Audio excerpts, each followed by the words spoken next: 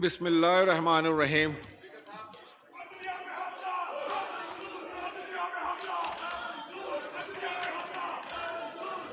अपने अपने नशिस्तों पर तशरीफ रखें। अपने अपने नशिस्तों पर तमाम लोग। मुअज़्ज़ज़ मेंबरान पार्लियामेंट, आज दस्तूर की 1973 की दस्तूर की गोल्डन जुबली तकरीबात का आगाज किया गया है, जिसमें मैं आप सबको दस्तूर की गोल्डन जुबली पर मुबारकबाद पेश करता हूं। मुअज़्ज़ज़ मेंबरान से गुजारिश है कि अपनी अपनी सीटों पर तशरीफ रखिए। Order in the house please. तशरीफ रखिए।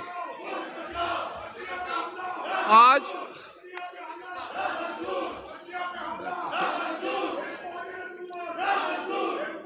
आप तशरीफ रखिए। तशरीफ रखिए। तशरीफ रखिए। तशरीफ रखिए। तशरीफ रखिए जनाब। मोहतरम सेनेटर साहबान अपनी अपनी सीटों पे तशरीफ रखें।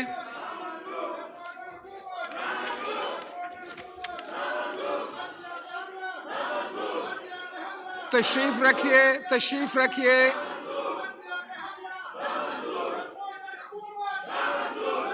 तशरीफ रखिए। तशरीफ रखें। तशरीफ रखें।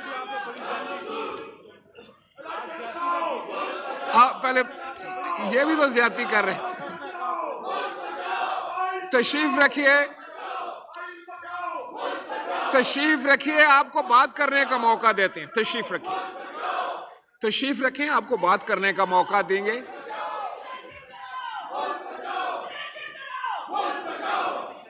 तशरीफ रखिए। तशरीफ रखिए।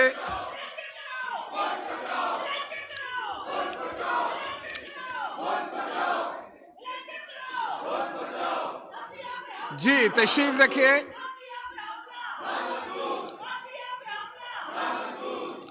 अपनी अपनी नशिस्तों पर तशरीफ रखें, फिर आपकी बात सुनते हैं। तशरीफ रखिए।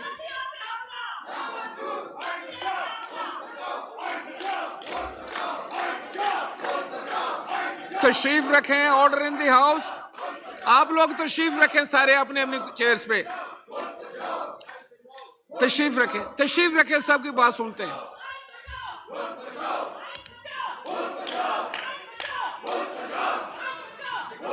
तशरीफ रखें। तशरीफ रखिए। तशरीफ रखिए।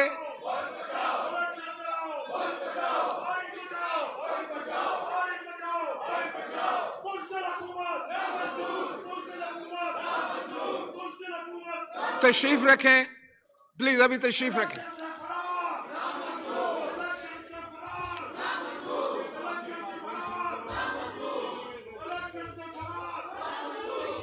क्या कह रहे हैं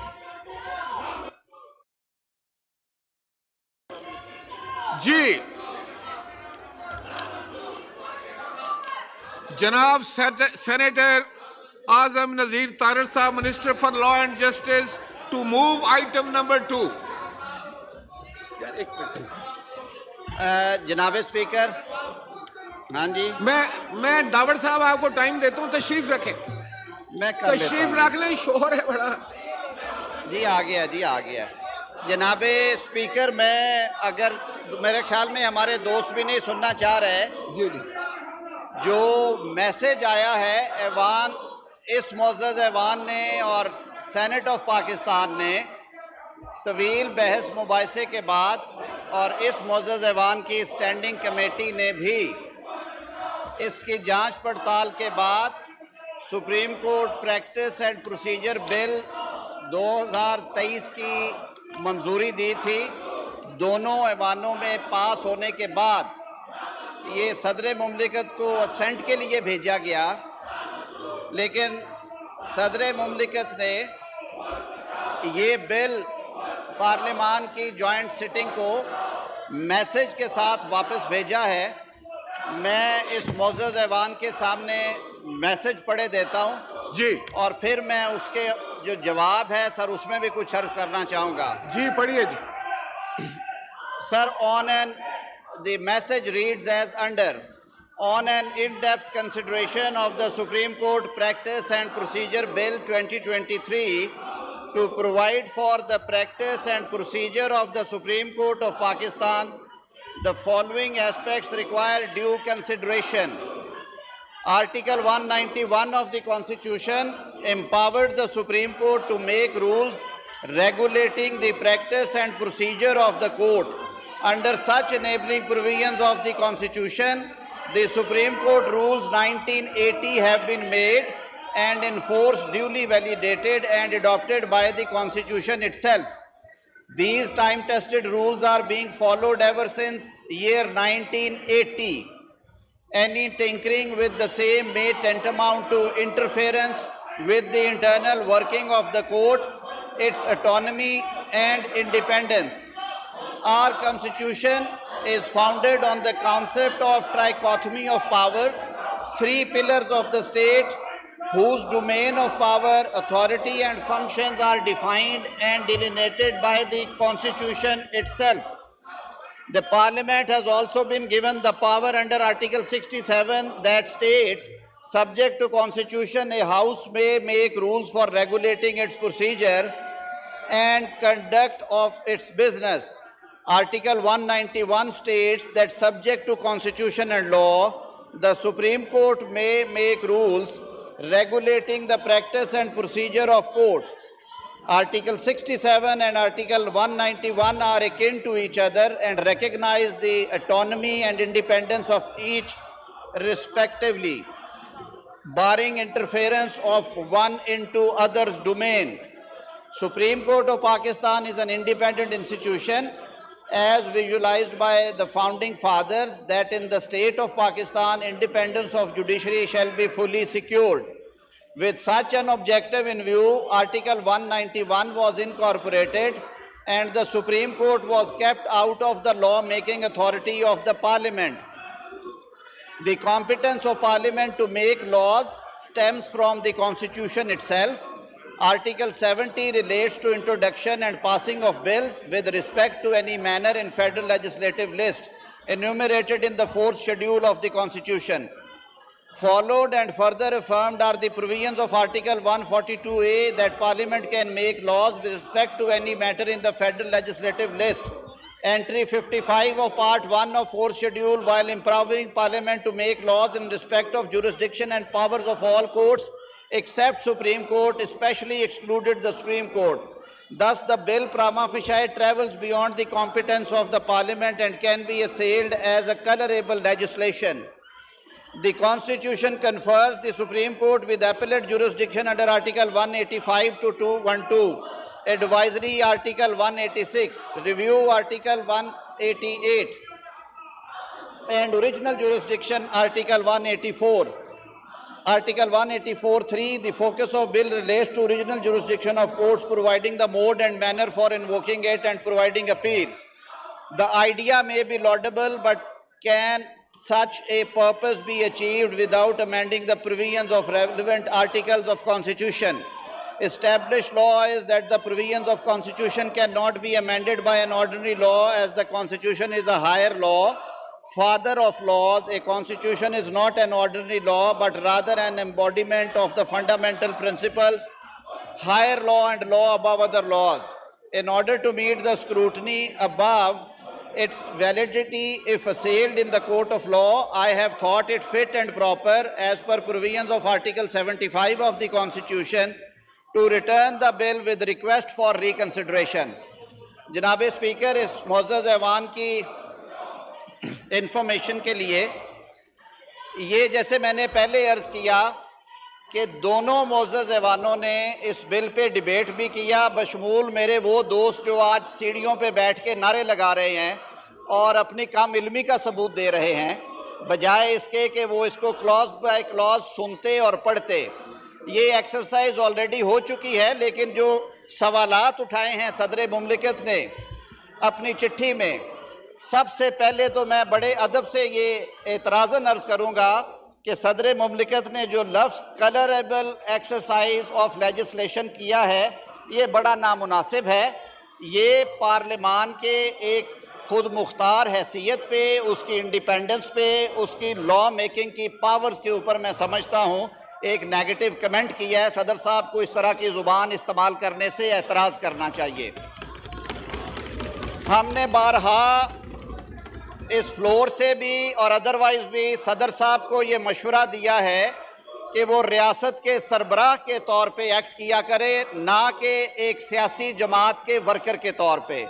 میرے لیے اس معزز ایوان کا رکن ہونے کی حیثیت سے یہ بات بڑی تکلیف دہ ہے کہ صدر مملکت اپنی آئینی ذمہ داریاں پوری کرتے ہوئے تعصب کی سیاسی اینک پہن لیتے ہیں اور اپنی جماعت کی سروس شروع کر دیتے ہیں، نہ کہ وہ آئین کی اور قانون کی پاسداری کے لیے کام کرتے ہیں.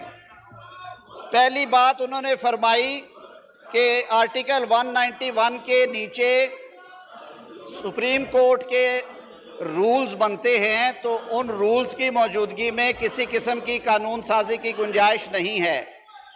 میں ادب سے عرض کروں گا کہ آرٹیکل 191 کی جو لینگویج ہے وہ بڑی سمپل ہے. وہ شروع یہاں سے ہوتا ہے subject to constitution and the لا. تو ورڈ لا جب استعمال کیا گیا تو پارلیمنٹ کو پاورز دے دی گئی کہ وہ انیکٹمنٹ کرے. دوسری بات صدر مملکت نے اس کی ضد میں کہہ دی. انہوں نے کہا اگر اختیار ہے بھی ہے تو فیڈرل لیجسلیٹو لسٹ کی آئٹم 55 کے تحت سپریم کورٹ کو ایکسکلوڈ کیا گیا ہے. معذرت کے ساتھ صدر مملکت نے یہاں پہ پھر وہی اینک پہنی تعصب والی.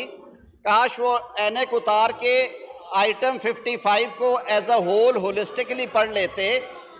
اس میں جہاں تک جورسڈکشن کرٹیل کرنے کا تعلق ہے وہاں آپ لیجسلیشن نہیں کر سکتے، لیکن ہم نے تو اس کی جورسڈکشن میں اضافہ کیا ہے اور ایک اپیل پرووائڈ کی. دوسرا اوپننیس لائے ہیں، ٹرانسپیرنسی لائے ہیں. جناب اسپیکر میں عرض کرتا چلوں کہ ملک بھر کی بار کاؤنسلز اور بار ایسوسییشنز اور سول سوسائٹی یہ مطالبات پچھلے کئی سالوں سے کر رہے تھے اور یہ بات ذہن میں رہے کہ 1980 کے رولز جب بنائے گئے تھے تو یہ رولز ایک آمرانہ دور میں بنائے گئے تھے جب اس ملک میں جنرل ضیاء الحق کا مارشل لاء تھا. اگر آپ رولز کو دیکھیں تو آپ کو اس میں بھی آمرانہ جھلک نظر آتی ہے. طاقت کا سارا تر اختیار جو ہے وہ ایک شخص یعنی چیف جسٹس کو دے دیا گیا، جبکہ آئین پاکستان کہتا ہے کہ سپریم کورٹ چیف جسٹس اور اتنے دیگر جج صاحبان پہ مشتمل ہوگی جتنے جج صاحبان کا تعین ایک ایکٹ آف پارلیمنٹ کے ذریعے کیا جائے گا. اور اگر سپریم کورٹ کے ججز کی تعداد تک کا تعین ایکٹ آف پارلیمنٹ سے ہوتا ہے، اس معزز ایوان کے بنائے ہوئے قانون سے ہوتا ہے، تو کیا رولز آف پروسیجر 191 کے تابع وہ نہیں چھیڑے جا سکتے؟ تو اس حوالے سے سپریم کورٹ آف پاکستان نے اپنی ایک celebrated judgment Aman Ullah Khan case جو کہ 1990 میں اناؤنس کیا گیا، اس میں سپریم کورٹ نے خود کہا کہ سپریم کورٹ کی ورکنگ اور پالیسیز میں یہ اعلیٰ ترین عدالت ہے، اوپننیس ہونی چاہیے، ٹرانسپیرنسی ہونی چاہیے اور معاملات اس طرح سے ہوں کہ انصاف ہوتا ہوا نظر آئے. بار کاؤنسلز، بار ایسوسییشنز اور سول سوسائٹی کے ان جائز مطالبات کو سامنے رکھتے ہوئے اور ماضی قریب میں سپریم کورٹ آف پاکستان سے اندر سے اٹھنے والی آوازیں جو کہ سپریم کورٹ آف پاکستان کے فیصلوں کے ذریعے ہم تک پہنچی، پاکستان کے 22 کروڑ عوام کے نمائندہ ایوان ہونے کے اور آئین پاکستان کے تحت قانون ساز ایوان ہونے کے حوالے سے اس معزز ایوان نے یہ قانون سازی کی اور ان پروسیجرز اور رولز میں ٹرانسپیرنسی لانے کے لیے امپیریل کورٹ کا جو ایک تاثر پیدا ہوا ہے اس کو ختم کرنے کے لیے ون مین شو کی جو باتیں آئی ہیں ان کا اثر زائل کرنے کے لیے اور ایک شفاف طریقہ کار دینے کے لیے یہ صحیح کی گئی اور سوچ بچار کے بعد یہ قانون بنایا گیا. صدر مملکت نے یہ بھی کہا کہ یہ سپریم کورٹ یعنی کہ عدلیہ کی آزادی کے حوالے سے یہ اس میں انٹرفیئر کرتا ہے. جو میرے بھائی اور بہنیں بھی کہہ رہے ہیں मैं बड़े अदब से अर्ज़ करूँगा कि ये तमाम तर इख्तियारात सुप्रीम कोर्ट के मोअज़्ज़ज़ जज साहिबान को ही दिए गए हैं। जो काम अकेले चीफ जस्टिस करते थे, अब वो नेक्स्ट 2 सीनियर मोस्ट जजेस की मुशावरत से करेंगे। इससे अदारे में यगानगत का और इज्तिमाई सोच का जो कल्चर है वो बनेगा और अदारे की जो वर्किंग है उसमें मज़ीद ट्रांसपेरेंसी आएगी, इंडिपेंडेंस आएगी और इस किस्म के क्रिटिसिज्म से अदारा महफूज रहेगा। तो इन मारूज़ात के साथ मैं ये अर्ज़ करूँगा कि क्योंकि दोनों ऐवानों ने बड़ी सोच विचार के बाद ये कानून पास किया, इस कानून की पैसेज के बाद प्रिंट और इलेक्ट्रॉनिक मीडिया के ज़रिए बार काउंसिल्स और बार एसोसिएशंस की करारदादों के ज़रिए इसको लार्जली अप्रिशिएट किया गया और कहा गया कि ये वक्त की ज़रूरत थी, इसे बहुत पहले हो जाना चाहिए था। तो इस हवाले से मेरी अर्ज़ी ऐवान से होगी कि इस बिल को कंसिडर करें। अगर कोई अमेंडमेंट मुझे बताया गया है आई हैं वो देख ली जाए और जनाब स्पीकर अगर आप हाउस पे किसी और लीगल ब्रेन को देना चाहते हैं तो वो बात कर लें, मैं प्रेजेंट कर दूंगा।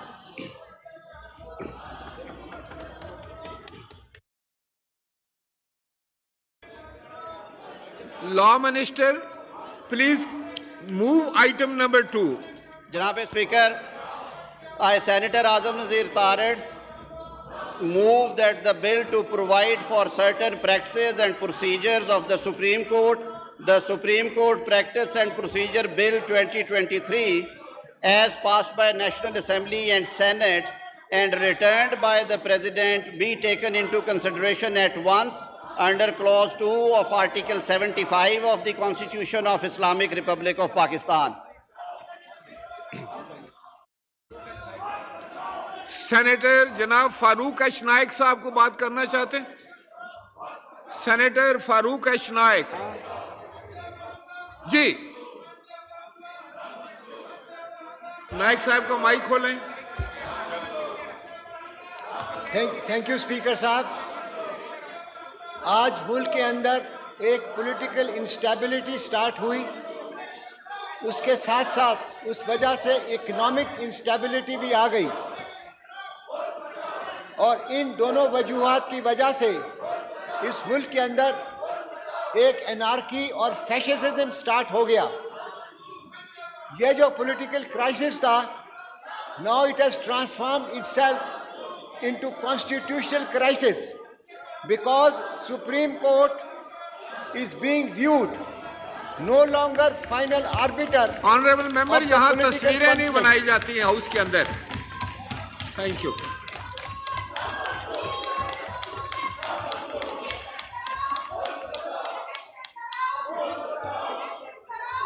जी फारूक अशनाइक साहब। सर, मैं आपसे अर्ज कर रहा था कि आज ये नजर आ रहा है कि supreme court is no more and no longer a final arbiter of the political conflict in Pakistan।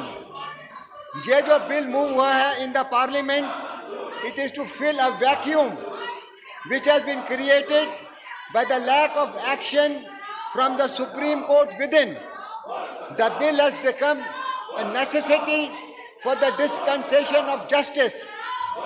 Article 191 of the Constitution lays down that subject to the Constitution and law, the Supreme Court may make rules regulating the practice and procedure of the court. Thus rules framed or to be framed by the Supreme Court are subject to the law passed by the Parliament. Government, by virtue of Article 191, has bestowed with the power to make a law with regard to the practice and procedure of the Supreme Court. In 1980, sir, Supreme Court rules were framed when General Zaulak's martial law was in force. इन इस rules के नीचे खाली chief justice of Pakistan को ये इख्तियार दिया गया कि वो बेंचेस को कॉन्स्टिट्यूट कर सके। जितने भी ह्यूमन राइट्स के केसेस होते हैं आज, वो खाली सुप्रीम कोर्ट के जो चीफ जस्टिस हैं वो अपनी डिस्क्रेशन के अंदर आर्बिट्ररीली अपनी बेंचेस को कॉन्स्टिट्यूट करते हैं। From time to time from time to time bar associations, bar councils, United Nations special representatives on independence of judges and lawyers, and even from the Supreme Court within, by the Supreme Court judges. They've all expressed concern about the Chief Justice's arbitrary exercise of suo motu powers and denial of appeal of right to the aggrieved party. All of them have been calling for reform, but no action has been taken till date, either by the present Chief Justice or by the previous Chief Justices. In this background, इस background का मद्देनजर रखते हुए ये government ने ये bill propose किया है, which is named as Supreme Court Practice and Procedure Bill Act 2023. ये बिल नेशनल असेंबली में मूव हुआ, वहाँ पर पास हो गया, उसके बाद सेनेट में आया, सेनेट में पास हो गया. इस बिल ने अनफॉर्चुनेटली प्रेसिडेंट ने इस बिल को असेंट नहीं दी, इसलिए आपने आज ये joint session of the parliament बुलाया है. The bill provides, sir, may I submit, bill provides for certain practices and procedures of Supreme Court which is within the jurisdiction of Parliament to legislate, and the Parliament can pass such legislation. Competency of Parliament to legislate stems from Article 70 of the Constitution, which allows Parliament to introduce and pass bills with respect to matters listed in the Federal Legislative List contained in the 4th Schedule of the Constitution. Moreover, Article 142, Clause A of the Constitution empowers the Parliament to make any laws with respect to the matters contained in the Federal Legislative List. Entry number 55, Part 1 of the Federal Legislative List, Parliament can legislate to enlarge the jurisdiction of the Supreme Court and conferring supplementary powers on it. Supreme Court of Pakistan, in the judgment reported in the case of National Industrial Cooperative Credit Corporation, has reported in PLD in 2000 SCMR 561 has held. मैं पढ़ के सुनाऊंगा supreme court ने क्या held किया है. The jurisdiction of the Supreme Court can be enlarged and supplemental powers can be conferred on the Supreme Court by law in view of Article 175(2) of the Constitution and entry number 55 read with Article 142A of the Constitution, of the which leaves no doubt that the enlargement of jurisdiction and conferment of supplementary powers can only be done through the laws made by the Federal Legislature. इस आइन को सामने रखते हुए और supreme court की ruling को सपते हुए ये एक्ट ऑफ द पार्लियामेंट आज पेश किया गया है, और मैं ये समझता हूँ कि इस पार्लियामेंट को पावर है कि इस एक्ट को पास किया जाए. प्रपोज बिल क्या कहता है, लोगों ने पढ़ा नहीं है, मैं आपको अर्ज करूँ. प्रपोज बिल जो है सेक्शन 5 जो है इसका इनलार्ज करता है jurisdiction of the supreme court, इसको एक एपेलेट जुरिस्डिक्शन दे रहा है. कि आज तक ये होता रहा है कि 2 जज सुप्रीम कोर्ट के बैठ के फैसला कर देते हैं और उन जजेस के फैसले के खिलाफ कोई अपील नहीं होती. ना इस्लामिक जुरिस्डिक्शन ना मॉडर्न जुरिस्डिक्शन इस बात की अलाउ करती है कि किसी भी फैसले के खिलाफ अपील ना हो, मगर आर्टिकल 184 के अंदर जो 2 जज साहिबान फैसला करते हैं वो एक आखिरी फैसला होता है, उसके बाद उसके फैसले की कोई अपील नहीं होती. इस कानून के नीचे अपील का हक दे दिया गया है. अब लोग अपील कर सकते हैं और ये अपील एक लार्जर बेंच को जाएगी जो 5 जजी से ज़्यादा होगा. उसके अलावा आज तक जो हुआ है, इस तरह के जो ह्यूमन राइट्स केसेस होते हैं, चीफ जस्टिस अकेले इसके ऊपर एक्शन लेता है जो कि बड़ा आर्बिट्ररी और विम्सिकल होता है. अब इस कानून के नीचे एक 3 मेंबर्स की कमेटी होगी जो कि ये फैसला करेगी कि इस केस को जजेस सुने या ना सुने, और इस जजेस की जो सुनवाई होगी इस केसेस की वो 3 नेक्स्ट सीनियर मोस्ट जजेस ऑफ द सुप्रीम कोर्ट होंगे, ताकि ये सही फैसला हो, ताकि सीनियर मोस्ट जजेस इसका फैसला कर सकें. सबसे ज़्यादा इम्पॉर्टेंट चीज़ तो जो नई शिकें इसके अंदर डाली गई हैं, जो कि तमाम बार एसोसिएशन का, तमाम सुप्रीम कोर्ट के वकला का एक अरसे से डिमांड थी, मगर इसके ऊपर आज तक किसी ने ख्याल नहीं किया। आज ये होता है कोई केस का फैसला होता है तो उसका जो रिव्यू होता है वही वकील हेयरिंग कर सकता है, कोई दूसरा वकील नहीं कर सकता। ये आइन के मुनाफी है। आइन हक देता है हर लिटिगेंट को कि to choose a lawyer of his own choice. अब इस कानून के नीचे ये शिक डाली गई है कि रिव्यू के अंदर जो लिटिगेंट है अपनी मर्जी का वकील कर सकता है और पर फोर्स उसको वही वकील नहीं करना पड़ेगा जो कि मेन केस के अंदर उसके आर्ग्यू किया है। उसके अलावा इसके अंदर क्या कहते हैं और जो शिक अच्छी दी गई है कि अपना इम्पोर्टेंट जो दी है, पहले ये था कि जो इम्पोर्टेंट अर्जेंट मैटर्स होते थे उसके अंदर दरख्वास्त दी जाती थी कि हमने इंटरिम रिलीफ लेना है। इसके अंदर सुप्रीम कोर्ट की रजिस्ट्री जो है एक एक महीने तक उन दरख्वास्तों को लेकर बैठी रहती थी। इसकी वजह से इंसाफ जो है नहीं हो रहा था, लोगों की हक तलाफी हो रही थी।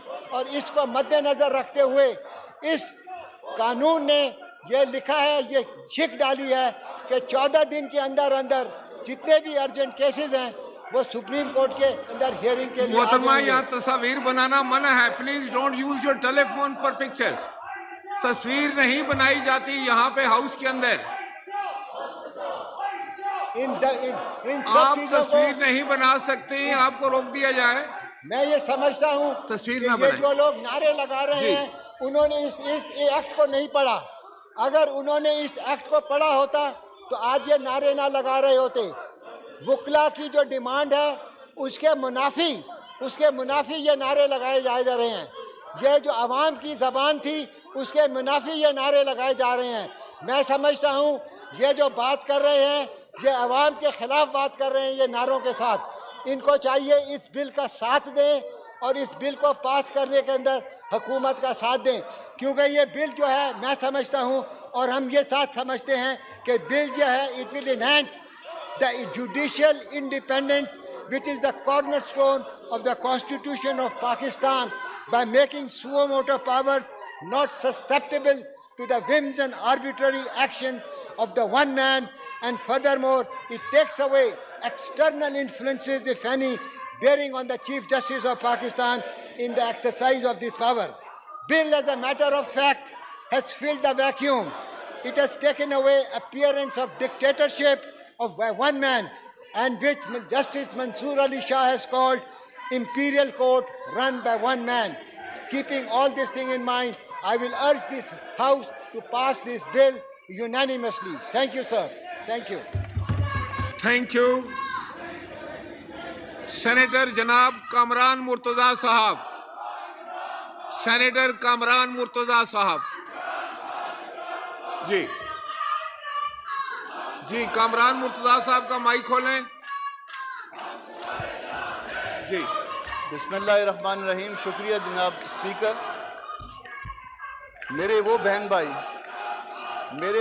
भाई जो शोर मचा रहे हैं, जो नारे लगा रहे हैं, मुझे यकीन है कि इनमें से किसी ने इस बिल को नहीं पढ़ा। सर, मैंने 40 साल तकरीबन प्रैक्टिस की है और 40 साल प्रैक्टिस में 30 साल बार पॉलिटिक्स की है और 30 साल बार प्रैक्टिस में हमारा ये मुतालबा रहा था कि ये सारी अमेंडमेंट आनी चाहिए, मगर वो अमेंडमेंट जो है वो अब आई हैं। इससे पहले एक दफ़ा आपके हाउस में मूव हुई पार्टली सर। जब उस वक्त ये अमेंडमेंट्स मूव किए हैं तो कॉन्स्टिट्यूशनल अमेंडमेंट की सूरत में मूव की थी और उस वक्त फ़रोग नसीम साहब वज़ीर थे, तहरीक इंसाफ की गवर्नमेंट थी और उन्होंने कहा कि ये अमेंडमेंट आप मूव कर रहे हैं, जजेस नाराज़ हो जाएंगे। तो ये मेरे बहन भाई, ये जो बैठे हुए हैं, ये जो कह रहे हैं कि अदलिया बचाओ, ये लग रहा है कि किसी शख्स को बचाओ, अदलिया को नहीं बचाओ, किसी लोगों को बचाओ। खुदा के वास्ते ये पढ़ लेते, एक दफ़ा पढ़ लें, ये उसके बाद नहीं कहेंगे कि अदलिया बचाओ। ये इससे अदलिया बच रही है, ना कि अदलिया बिगड़ रही है। सर,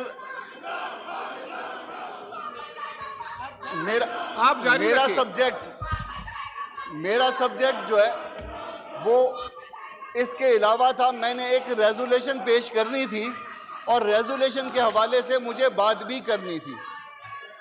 हो ये رہا ہے کہ under the order of a bench of supreme court, میں نہیں کہوں گا کہ وہ سپریم کورٹ کا آرڈر ہے, bench of the supreme court جو کہ 3 ممبرز کے اوپر مشتمل ہے, یہ کہا جا رہا ہے کہ الیکشن 2 صوبوں میں کروایا جائے.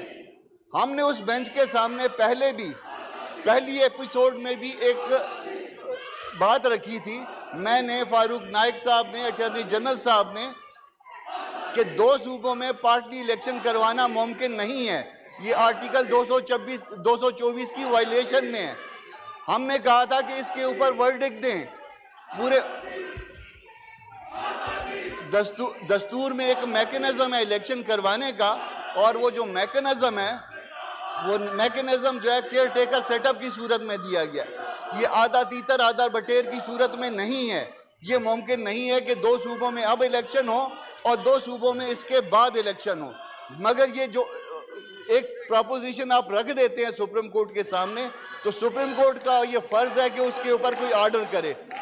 مگر وہ پراپوزیشن سینسس کے حوالے سے 224 کے حوالے سے جو رکھی گئی, اس کے اوپر کوئی وہ آرڈر نہیں سپریم کورٹ نے کیا.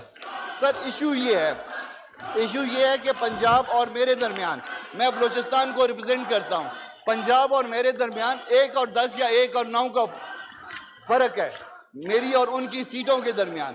اب وہ سیٹیں اگر وہ 1 اور 10 اور 1 اور 9 کے درمیان ہوں گی, اور پنجاب کا الیکشن اگر پہلے ہو جائے اور میرا الیکشن بعد میں ہو, تو میرا الیکشن جو ہے وہ انفلوئنس ہوتا ہے. یہ انفلوئنس ہونا الیکشن یہ کانسٹیٹیوشن کی سکیم نہیں ہے, یہ غلط ہے. میکنزم جو کانسٹیٹیوشن میں دیا گیا ہے اس کی مخالفت میں ہے, اس کی مخاصمت میں ہے.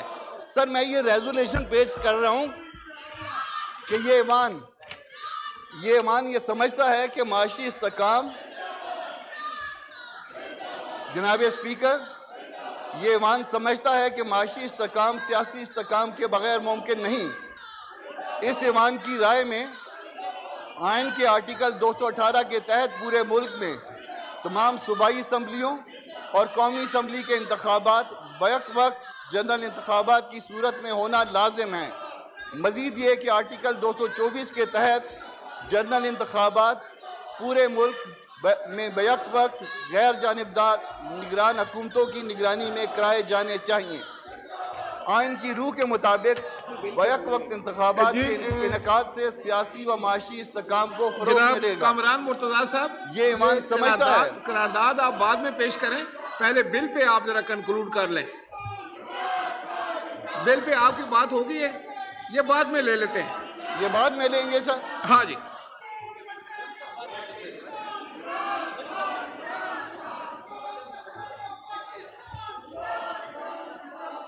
انہیں دینا میاں رضا ربانی صاحب. سر بل پہ پھر بات کر لوں. آپ نے مکمل نہیں کی ابھی؟ جی جناب کامران مرتضیٰ صاحب کنکلوڈ کر. ابھی تو ذرا چلائیں, آگے چلتے ہیں, ذرا پہلے دیکھ لیتے ہیں, پہلے یہ طریقہ تو ٹھیک کریں. کامران مرتضیٰ صاحب سر بات یہ کر رہا تھا اس وقت کہ آرٹیکل 224 کی ایک منشا ہے.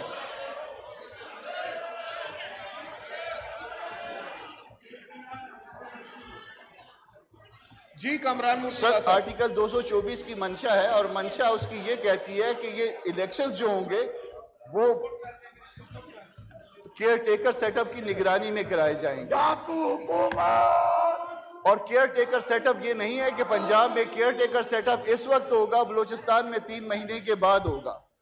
یہ نہیں ہوگا کہ ایک صوبہ جس کا فرق میرے سے 1 اور 9 کا یا 1 اور 10 کا ہے, اس کا الیکشن پہلے ہوگا اور میرا الیکشن اس کے بعد ہوگا.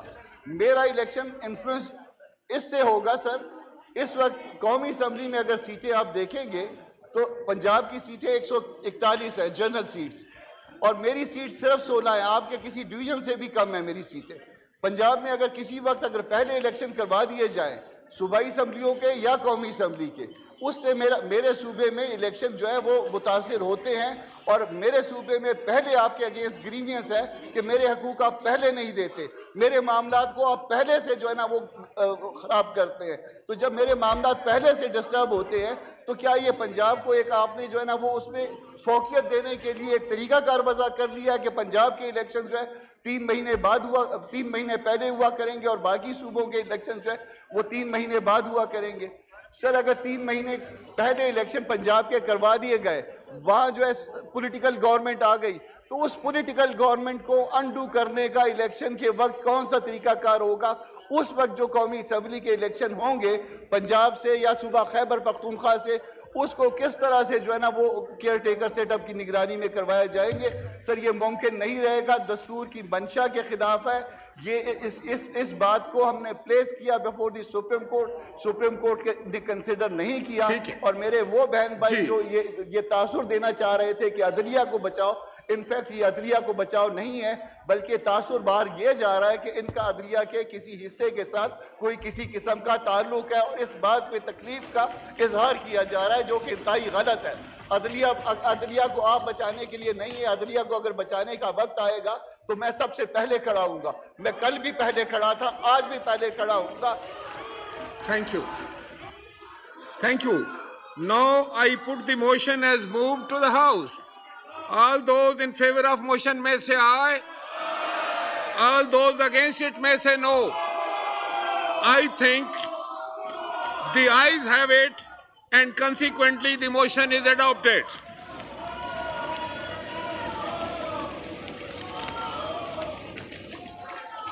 Clause by clause reading. Clause 2 amendment. There is an amendment in clause 2 standing in the name of Ms. Shaza Fatima Khaja MNA. Now I call upon Ms. Shaza Fatima Khaja to move the amendment.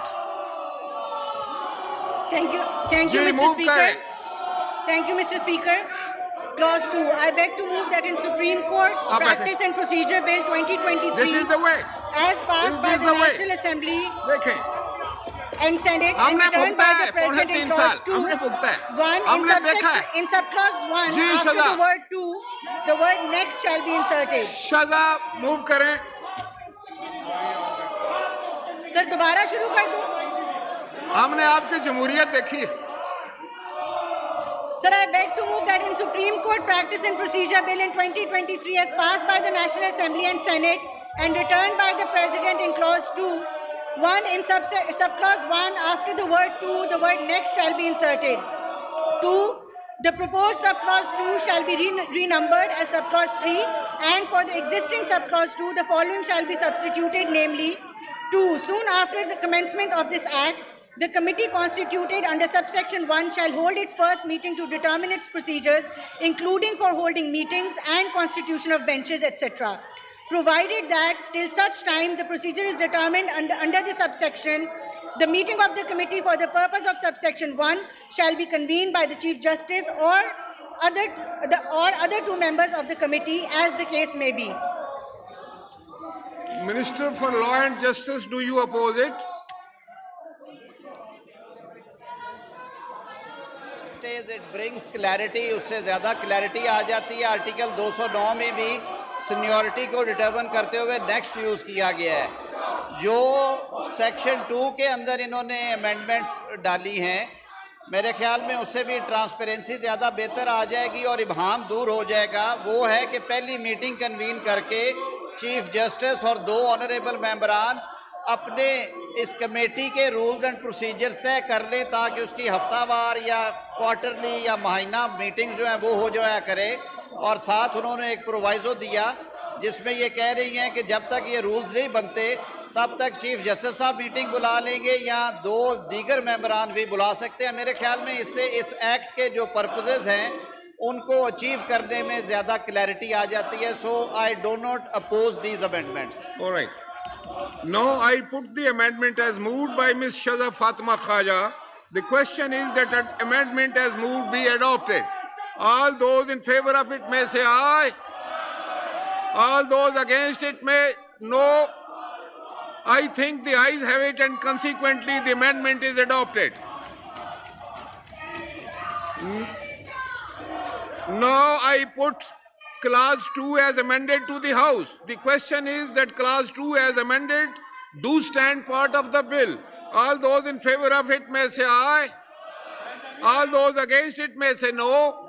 I think the ayes have it, and consequently clause 2 as amended stands part of the bill. Clause 3. The question is that clause 3 does stand part of the bill. All those in favor of it may say aye. All those against it may say no. I think the ayes have it, and consequently clause 3 stands part of the bill. Clause 4. The question is that clause 4 does stand part of the bill. All those in favor of it may say aye. All those against it may say no. I think the ayes have it, and consequently clause 4 stands part of the bill. There are two amendments in clause 5. First amendment standing in the name of Ms. Shaza Fatma Khaja MNA. Second standing in the name of Senator Mushtaq Khan. Now I call upon Ms. Shaza Fatma Khaja to move the amendment.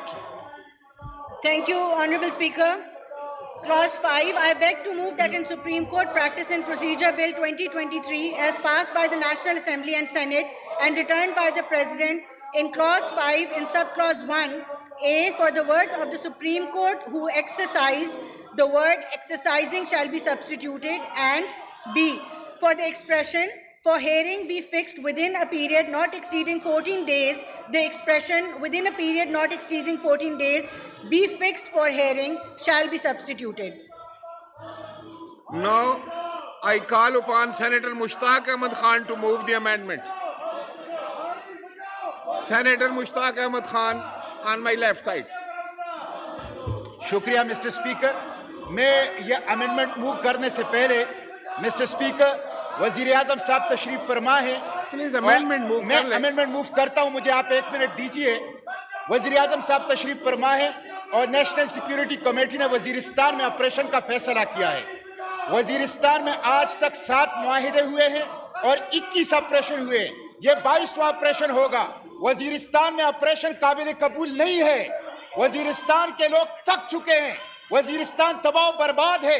मैं वजीर आजम साहब से कहता हूं, मैं बिलावल भुट्टो जरदारी से कहता हूं, वजीरिस्तान के अवाम किसी भी मिलिट्री ऑपरेशन को कबूल नहीं करेंगे. वजीरिस्तान के अवाम को तालीम चाहिए, अस्पताल चाहिए, तरक्की चाहिए, वहां के अवाम को रोजगार चाहिए, वहां के अवाम को मिलिट्री ऑपरेशन नहीं चाहिए. इसलिए वजीर आजम साहब से दरखास्त करता हूं कि इस फैसले को रिव्यू करें और वजीरिस्तान में मिलिट्री ऑपरेशन 21 मिलिट्री ऑपरेशन हो चुके हैं, 7 मुआहिदे हो चुके हैं, पहले उनका जायजा लें क्यों नाकाम हो गए हैं. इसलिए किसी मिलिट्री ऑपरेशन की वहां पे आप इजाजत न दें. वहां के अवाम को सड़कें दें, वहां के अवाम को तालीम दें, वहां के अवाम को सेहत दें, वहां के अवाम को रोजगार दें, वहां के अवाम को मिलिट्री ऑपरेशन न दें. अभी अमेंडमेंट मूव कर लें जल्दी से. मिस्टर स्पीकर, मैं आपकी इजाजत से I, Senator Mushtaq Khan, move that in the Supreme Court Practice and Procedure Bill 2023 as passed by the National Assembly and Senate and returned by the President in Class 5, Subclass 2 shall be omitted. Mr. Speaker, मैं इस पे बात करना चाहता हूं जरा. Mr. Speaker, मैं इस पे बात करना चाहता हूं. करें. Mr. Speaker, ये जो बिल है उसूली तौर पर इस बिल के इंटेंशन अच्छे हैं और इस बिल के इंटेंशन ये है कि पार्लियामेंट के दायरे इख्तियार में अदलिया के इंक्रोचमेंट को रोका जाए. मैं पार्लियामेंट के साथ खड़ा हूं और न सिर्फ अदलिया के इंक्रोचमेंट को रोका जाए, एस्टेब्लिशमेंट के इंक्रोचमेंट को भी रोका जाए. और इस पार्लियामेंट को साउंड होना चाहिए, पार्लियामेंट को सुप्रीम होना चाहिए. मिस्टर स्पीकर, अदलिया भी पार्लियामेंट के दायरे इख्तियार में मुदाखलत कर रही है, लेकिन गुज़िश्ता 75 साल से एस्टेब्लिशमेंट भी पाकिस्तान के पार्लियामेंट के दायरे इख्तियार में इंक्रोचमेंट कर रही है. ये जो साबिक आर्मी चीफ है जनरल बाजवा आजकल इंटरव्यू दे रहे हैं और पार्लियामेंट के चेहरे पर थप्पड़ लगा रहे हैं, जमहूरियत के चेहरे पर थप्पड़ लगा रहे हैं. क्यों ये पार्लियामेंट, क्यों ये हुकूमत अदलिया की तरह वो एस्टेब्लिशमेंट को, इंक्रोचमेंट को रोकने के लिए इकदाम न करें। ये जो अमेंडमेंट मिस्टर स्पीकर, जो अमेंडमेंट मैंने पेश की है, मैं ये चाहता हूं कि अदलिया की इंक्रोचमेंट खत्म हो जाए। बेंचेस की तश्कील में और 100 वोटों के इख्तियार में तवाज़ुन नहीं था, और खुद अदलिया के अंदर से ये आवाजें उठ रही थी कि वन मैन शो है। खुद अदलिया के अंदर से ये आवाजें उठ रही थी कि इंपीरियल सुप्रीम कोर्ट है। तो ये होना चाहिए कि 100 वोटों को हम रिकॉन्स्टिट्यूट कर ले, बेंचेस की तश्कील के इख्तियार को रिकॉन्स्टिट्यूट कर ले। लेकिन मिस्टर स्पीकर, उसके साथ आपने क्लास 5 सब क्लास 2 में जो पर्सन स्पेसिफिक कर लिया है, पर्सन स्पेसिफिक, इससे मैं इख्तिलाफ करता हूं। आप अपने लोगों को, अपनी लीडरशिप को इसके जरिए से रिलीफ देना चाहते हैं। 21 लाख मुकदमात अदालतों में पेंडिंग है, गरीब आवाम को इंसाफ नहीं मिल रहा, उसके लिए कानून साजी कर लें। इसलिए रिट्रोस्पेक्टिव इफेक्ट के साथ पर्सन स्पेसिफिक लेजिस्लेशन माजी में भी गलत था, अब भी गलत था। पहले भी आर्मी चीफ के एक्सटेंशन के लिए पर्सन स्पेसिफिक लेजिस्लेशन की गई थी, गलत था। पहले भी FATF के लिए और IMF के लिए स्टेट बैंक के हवाले से लेजिस्लेशन की गई थी, गलत था। इसलिए ये पर्सन स्पेसिफिक लेजिस्लेशन नहीं होनी चाहिए और रेट्रोस्पेक्टिव इफेक्ट के साथ लेजिस्लेशन नहीं होनी चाहिए। इसलिए क्लास 5 की सब क्लास 2 को ऑमिट करने की मैं तजवीज़ और तरमीम पेश करता हूं। Minister of law and justice, do you oppose it?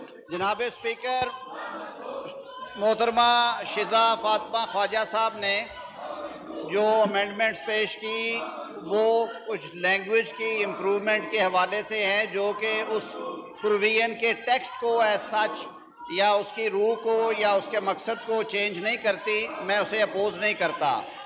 जहाँ तक ताल्लुक़ है सेनेटर मुश्ताक साहब का, उन्होंने बड़ी धुआंधार तकरीर भी की, लेकिन मैं बड़े अदब से ये अर्ज़ करूँगा कि आइन के आर्टिकल 184(3) के नीचे लोगों के आइनी हकूक़ की जिस तरह से पामाली भी हुई, वो भी किसी से ढकी छुपी बात नहीं है। जनाब स्पीकर, हमने देखा कि आइन के आर्टिकल 184(3) के तहत इस्लामाबाद के कॉन्स्टिट्यूशन 1 पे बनने वाले 2 ट्विन टावर्स के नाम से वो कॉन्स्टिट्यूशन एवेन्यू 1 को तो जुर्माना डाल के वैलिडेट कर दिया गया, और उसी जज ने, उसी बेंच ने कराची के सफ़ेद पोशों के नस्ला टावर की मुनहदम करने का हुक्म जारी कर दिया और उसकी डेमोलिशन ऑर्डर कर दी। हमने ये भी देखा कि लोगों की करोड़ों की जायदादें जो हैं उनके फैसले 184(3) में कर दिए गए, और ये बारहा मुतालबा आया कि इसमें अपील का राइट होना चाहिए। ये बेनिफिशियल लेजिस्लेशन है जो किसी एक शख्स को, 2 को नहीं, जो लाइव इश्यूज़ हैं वो 30 हैं या 40 हैं या 50 है, उन्हें उस दिन भी हमने डिबेट किया था, 1 टाइम डिस्पेंसेशन प्रोवाइड की थी कि वो विदिन 30 डेज सुप्रीम कोर्ट में अपनी ग्रीवेंस ले आए, एग्रीव्ड आदमी जिसके खिलाफ कोई ऑर्डर पास हुआ है। तो ये उन एग्रीव्ड लोगों को एक लीगल रेमेडी है, फैसला फिर सुप्रीम कोर्ट ने करना है, किसी और ने नहीं करना। कहने का मकसद ये था कि जिन्होंने ये चीज़ें की हैं उन्हीं के हाथों से दुरुस्त हों तो अच्छा है। तो मैं सेनेटर मुश्ताक खान साहब जो हैं उनकी जो अमेंडमेंट है उसे अपोज करता हूं sir. Now I put the amendment as moved by Ms. Shaza Fatima Khaja. The question is that amendment as moved be adopted. All those in favor of it may say aye. All those against it may say no. I think the ayes have it and consequently the amendment is rejected. The amendment is adopted, sorry. Now I put the amendment as moved by Senator Mushtaq Ahmad Khan. The question is that amendment as moved be adopted. All those in favor of it may say aye. All those against it may say no. I think the noes have it and consequently the amendment is rejected. Now I put clause 5 as amended to the House. The question is that clause 5 as amended do stand part of the bill. All those in favor of it may say aye. All those against it may say no. I think the ayes have it, and consequently clause 5 as amended stand part of the bill. Clause 6. The question is that clause 6 does stand part of the bill. All those in favor of it may say aye. All those against it may say no. I think the ayes have it, and consequently clause 6 stand part of the bill. Clause 7. The question is that clause 7 does stand part of the bill. All those in favor of it may say aye. All those against it may say no. I think ayes have it, and consequently clause 7 stand part of the bill. Clause 8. The question is that clause 8 does stand part of the bill. All those in favor of it may say aye. All those against it may say no. I think the ayes have it, and consequently clause stand part of the bill. Clause 1 preamble and short title. The question is that clause 1 preamble and short title do stand part of the bill. All those in favor of it may say aye. All those against it may say no. I think the ayes have it, and consequently clause 1 preamble and short title stand part of the bill. Item number 3, Senator Azam Nazir Tarar, Minister for Law and Justice, to move item number 3. Mr. Speaker, I move that the bill to provide for certain practices and procedures of the Supreme Court Practice and Procedure Bill 2023 be passed.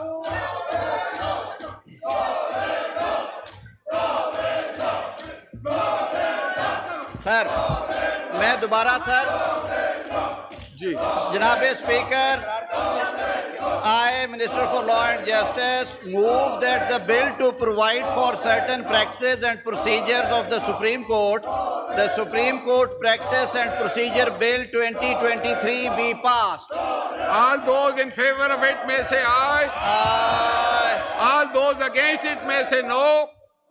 I think the ayes have it. The motion is adopted, and consequently the bill is passed.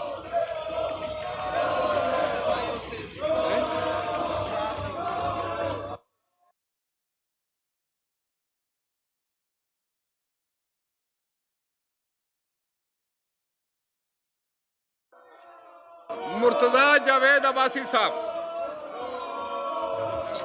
Ji speaker साहब, ये जी जो joint parliament का session हुआ है convention जी, मुझे दे इसमें मैं joint sitting जो endorses each and every word of the all of the 4 resolutions passed on the 10th of April 2023 by the National Constitution Convention and resolves to adhere and implement them in a letter and spirit. The House also congratulates the nation on 50th Golden Jubilee and Constitution of the Islamic Republic of Pakistan and commits itself to the service, prosperity and progress of our beloved homeland. ये दूसरी speaker साहब करारदाद, speaker साहब ये दूसरी करारदाद में पेश ये ऐवान समझता है कि माशी इस्तेकाम सियासी इस्तेकाम के बगैर मुमकिन नहीं। इस ऐवान की राय में आइन के आर्टिकल 218 के तहत पूरे मुल्क में तमाम सूबाई और कौमी असम्बलियों के इंतखाबात बैक वक्त जनरल इंतखाबात की सूरत में होना लाजम है। मज़ीद ये कि आर्टिकल 224 के तहत जनरल इंतखाबात पूरे मुल्क में बैक वक्त गैर जानिबदार निगरान हुकूमतों की निगरानी में कराए जाने चाहिए। आइन की रूह के मुताबिक बैक वक्त इंतखाबात के इनेकाद से सियासी और माशी इस्तेकाम को फ़रोग़ मिलेगा। ये ऐवान समझता है कि पंजाब का सूबा जिसमें कौमी असम्बली की निस्फ नशस्तें आती हैं, इस सूबे में बाकी सूबों और कौमी असम्बली के इंतखाबात से पहले इंतखाब कराने से पंजाब सूबे के इंतखाबी नताइज पूरे मुल्क के इंतखाबात पर असर अंदाज होंगे। लिहाजा पंजाब में पहले इंतखाबात कराने से पूरे मुल्क में शफाफ इंतखाबात का इनेकाद मुमकिन नहीं होगा और इससे सिंध, बलूचिस्तान और खैबर पख्तूनख्वा के लोगों का इस्तेसाल होगा और एहसास महरूमी में इजाफा होगा। ये ऐवान करार देता है कि तमाम सूबाई असम्बलियों और कौमी असम्बलियों के इंतखाबात इस मुल्क के अंदर बैक वक्त करवाए जाएं।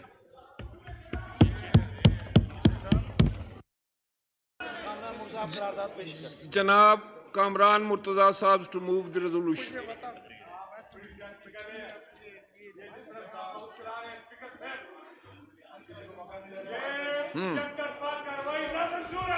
बिस्मिल्लाहिर्रहमानिर्रहीम। जनाब स्पीकर मुझे भी इसमें को मूवर के तौर पे लिया जाए और मेरी रेजोल्यूशन भी यही है और मैं इसको रिपीट करता हूँ कि ये ईवान समझता है कि माशी इस्तेकाम सियासी इस्तेकाम के बगैर मुमकिन नहीं। इस ईवान की राय में आइन के आर्टिकल 218 के तहत पूरे मुल्क में तमाम सूबाई असम्बलियों और कौमी असम्बली के इंतखाबात बैक वक्त जनरल इंतखाबात की सूरत में होना लाजिम है। मजीद ये कि आर्टिकल 224 के तहत जनरल इंतखाबात पूरे मुल्क में बैक वक्त गैर जानिबदार निगरान हुकूमतों की निगरानी में करवाए जाने चाहिए। आइन की रूह के मुताबिक बैक वक्त इंतखाबात के इनेकाद से सियासी और माशी इस्तेकाम को फ़रोग़ मिलेगा।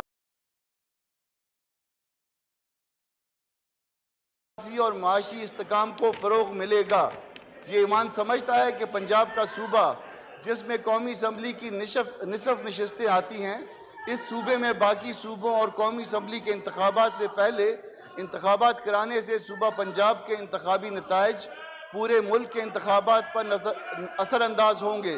लिहाजा पंजाब में पहले इंतखाबात कराने से पूरे मुल्क में शफाफ इंतखाबात का इनेकाद मुमकिन नहीं होगा और इससे बलूचिस्तान, सिंध और खैबर पख्तूनख्वा के लोगों का इस्तेसाल होगा और एहसास महरूमी में इजाफा होगा। ईवान करार देता है कि तमाम सूबाई असम्बलियों और कौमी असम्बली के इंतखाबात बैक वक्त कराए जाएं। शुक्रिया जनाब। जनाब नूर आलम खान साहब। शुक्रिया जनाब स्पीकर। लोग मुझे ये हैरानी हो रही है कि जब मैं स्टूडेंट फेडरेशन में था तो ये नारे लगाता था, अब तो कौमी असेंबली में आ गए। हमें आवाम के लिए सोचना चाहिए और ये जज्बाती और भड़काने वाली बातें अच्छी बात नहीं है। जहाँ तक इलेक्शन की बात है सर, जनाब स्पीकर, मैं ये पूछना चाहूँगा, क्या ये ज़्यादती नहीं होगी कि आप सिंध और बलूचिस्तान पे, खैबर पख्तूनख्वा पे एक बड़े सूबे का उनका यानी वो अगर वो इलेक्शन जीत जाती है जो पार्टी भी, और वहाँ पे वो उनका राय और वो सब फिर सब सारे पाकिस्तान पे मुसल्लत होगी, वो फिर कल इंजीनियरिंग करेंगे, तो ये ज़्यादती नहीं है? क्या आपको या सबसे पहले कानून में ये अमेंडमेंट लानी चाहिए कि आप सारे सूबों को एक जैसे सीटें दे दें ताकि कल कोई इलेक्शन अगर आगे पीछे भी होता है तो कोई इशू ना हो। अगर इलेक्शन पहले होगा पंजाब में और खैबर पख्तूनख्वा और सिंध बलूचिस्तान में बाद में होगा, तो ये बलूचिस्तान, खैबर पख्तूनख्वा और सिंध के लोगों के साथ ये ज्यादती होगी। तीसरी बात ये है कि आईन यहाँ पे पार्लियामेंट के साथ हर वक्त यहाँ पे ये हमला होता है। सुप्रीम कोर्ट पे कभी किसी ने हमला नहीं किया, लेकिन पार्लियामेंट में हर वक्त लोगों को, शायद मैं अपने भाइयों और दोस्तों को बताना चाहता हूं कि पिछले 4 सालों में जब टेलीफोन यहाँ पे हर एक एमएनए और सेनेटर को आता था, वो ये भूल गए हैं। क्या वो सही था? और यहाँ पे जब अब टेलीफोन नहीं आते, इस्टेब्लिशमेंट वाले तंग नहीं करते, तो उस पे आप क्यों खफा होते हैं? मेरे भाइयों, आप मेरे ख्याल में पहले अपने आप में जमहूरियत पैदा करो। जब तक आप जमहूरियत को पसंद नहीं करते, जमहूरियत पैदा नहीं करेंगे तो ऐसे नहीं होगा। जनाब स्पीकर, ये कहते हैं बाहर से इंपोर्टेड वो होती है। अभी आप जाएं और अमेरिका के सेनेटर्स और कांग्रेसमैन के साथ कौन मिल रहा है, कौन सा लीडर अमेरिका के सेनेटर और कांग्रेसमैन से बातें कर रहा है? कोई पाकिस्तान का कोई और लीडर और वो बात नहीं कर रहा। आजकल एक ही लीडर वो लगा हुआ है, वो कहता है पाकिस्तान में डिस्टेबलाइजेशन। वो डिस्टेबलाइजेशन कौन वो कर रहा है कि IMF के पैकेज वो ना हो ताकि पाकिस्तानी अवाम को रिलीफ ना मिले, तो वो कौन कर रहा है? वो लोग कर रहे हैं जो पाकिस्तान में पाकिस्तान की सालिमियत के खिलाफ है। तो मेरी इन सब भाइयों से रिक्वेस्ट है, इलेक्शन से कोई नहीं डरता। इलेक्शन हमने अभी भी जब पिछला इलेक्शन हुआ था पेशावर में लोकल बॉडीज में, तो अल्हम्दुलिल्लाह मैंने अपने बहनोई को खड़ा किया था और मैंने इन सबको चौथे नंबर पे लाया था। हम जीते थे और फिर भी इलेक्शन इंशाल्लाह करके ये सारे हम फिर आएंगे असेंबली में और आप बाहर बैठेंगे इंशाल्लाह। ये आप बेफिक्र रहें। खाली जनाब स्पीकर, मुझे ये अफसोस होता है कि वो आप जैसे सीजन पॉलिटिशियन पे भी आवाज उठाते हैं, उनको ये पता नहीं है कि आपने अमीरियत और उनके खिलाफ अगर कोई जंग लड़ी है तो इन पार्टीज और इन लोगों ने लड़ी है, इनके लीडरान शहीद हुए हैं। आप लोगों ने क्या किया है? आप यहाँ पे अभी भी लीडरान के साथ जो ज्यादतियां कर रहे हैं, एक मनूवर हुआ था और एक लीडर को बाहर रखा गया था, तो अगर उनको चांस मिलता है तो कौन सी बुरी बात है? अगर आप सुप्रीम कोर्ट में अगर पहले तीन जजेस को आप मौका वो देंगे कि वो सीनियरिटी वाले 3 जजेस सुओ मोटो ले सकते हैं, तो उसमें कौन सी बुरी बात है? अगर इसकी कोई मुखालिफत करते हैं तो वो लोग जमहूरी पसंद नहीं है, वो डिक्टेटरशिप वाले हैं, डिक्टेटरशिप की पैदावार हैं, इसलिए वो इस कानून के मुखालिफत करते हैं। तो इलेक्शन से कोई नहीं डरता, हम इलेक्शन करेंगे, हम आपसे इंशाल्लाह फिर भी जीतेंगे, आप असेंबली में बाहर बैठेंगे।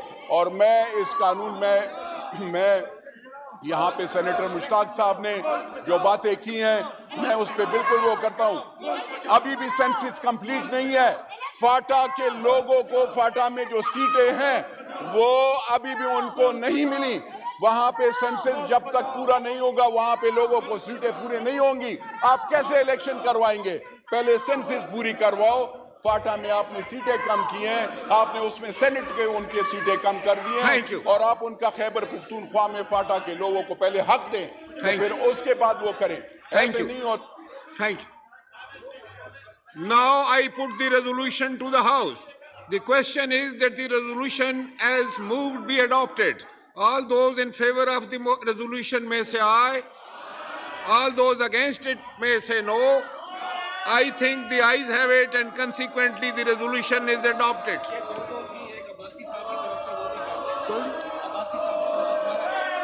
Now I put the resolution to the House. The question is that the resolution as moved by Murtaza Javed Abbasi be adopted. All those in favor of the resolution may say aye. All those against it may say no. I think the ayes have it and consequently the resolution is adopted.